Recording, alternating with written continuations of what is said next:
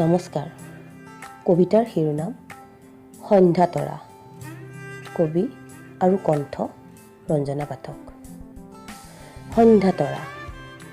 মই এটি সন্ধ্যা তৰা, দূৰ সীমনাত মোৰ স্থান। নকৰিবা বৃথা চেষ্টা মোক আপোন কৰাৰ। ৰাণী মই মাথো কল্পনাৰ, ফুল হৈ ফুলিব পাৰোঁ তোমাৰ হিয়াৰ বাগিচাত। সুগন্ধিত নহ'লেও নাই, মাথো হাঁহি বিৰিঙাম ৰংবোৰ ছটিয়াই, আৰু তেনেকৈ পৰাণ জোৰাম।